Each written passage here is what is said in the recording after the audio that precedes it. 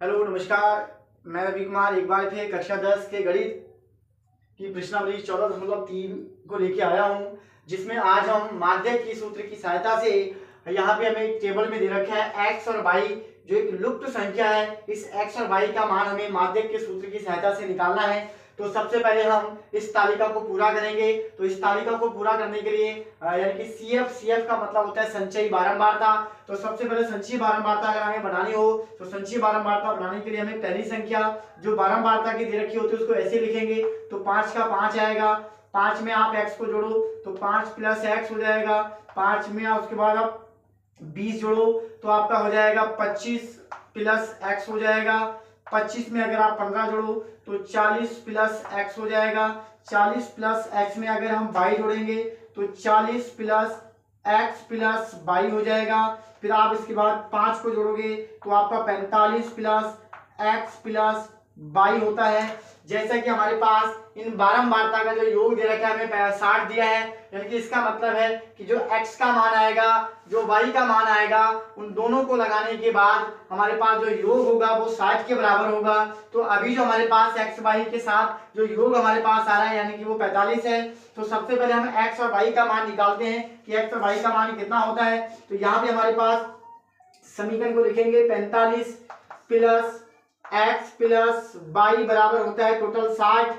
अब यहां से अगर हम लिखें तो ये हो जाएगा x + y बराबर 60 - 45।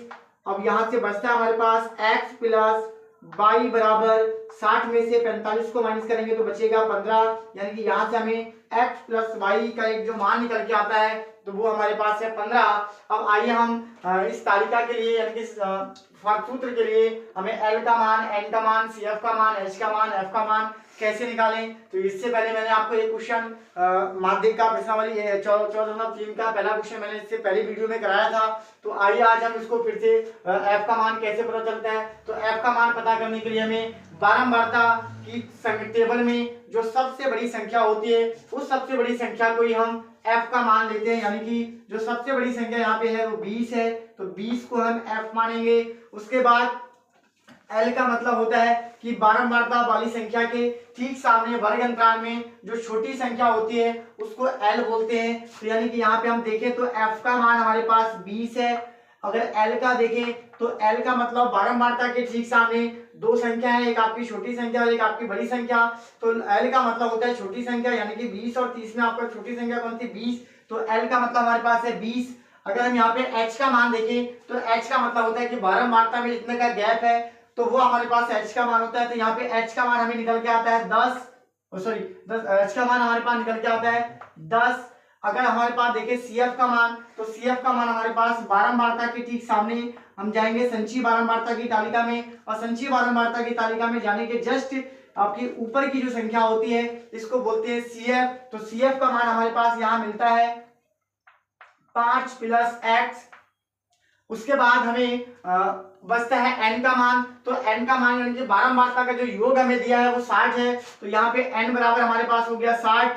तो अब आइए इन सारे सूत्रों को, और इसी प्रकार हमें एक माध्यक यानी कि हमें x y का मान निकालना है। तो हमें माध्यक का मान हमें प्रश्न में दे रखा है। तो माध्यक हमारे पास जो दिया है, माध्यक का जो मान हमें दे रखा है वो हमें दे रखा है 28.5। ये मेरे पास माध्यक दिया है। तो आइए हम सूत्र की सहायता से x और y का मान निकालते हैं। तो माध्यक का मतलब माध्यक की जगह पे हमें रखना है 28.5 बराबर 20 प्लस आपका n का मतलब है 60/2 माइनस हो जाएगा 5 + x और अपॉन में आ जाएगा 20 और मल्टीप्लाई में आ जाएगा 10।